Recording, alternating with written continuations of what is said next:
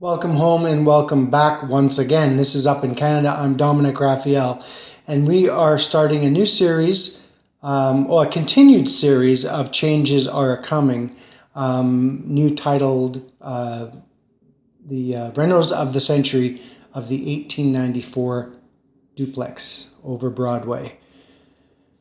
When does it end? Well, if you purchase an older building, it could never end. But we were fortunate. 14 years ago, when we purchased this building, it was in such rough shape that what it brought for me is experiences that I would probably never have had taken on if I was working in the industry full time.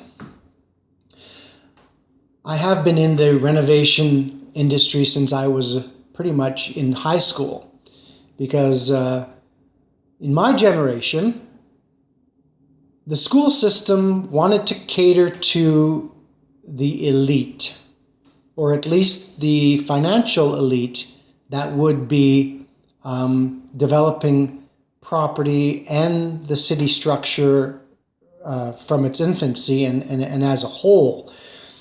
So politically speaking, the best way to set up a direct system to help with the development of any city, any town, any municipality, you need to educate the people around there and in those industries. When it comes to building, obviously the industries are pretty much trade systems. So you're looking at electrical, plumbing, hardware, actually not hardware, hardwood, or carpentry. And from that, it accelerates into all different types of trades. Now, some people are, driven to these trades based on their knowledge and their interest. To say the least, my interests were greater than I could ever imagine, because going through school in junior high, one of the mandatory systems, or the mandatory academics and trade, was basically trade. Auto mechanics, electrical, plumbing, welding. These are all the hardcore industries that build up a pontiff of development in any town, city, or municipality. It has been a hell of a journey for tradespeople to make a living, and a happy living.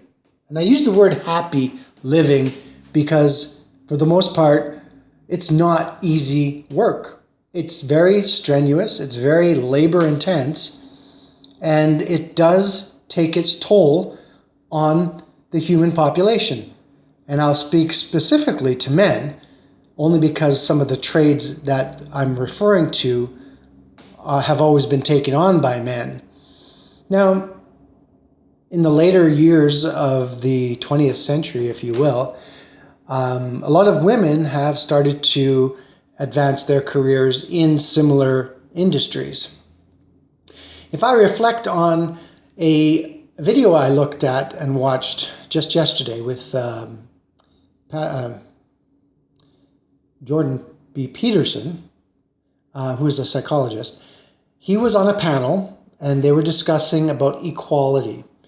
One of the people on the panel was a former MP, from what I understand.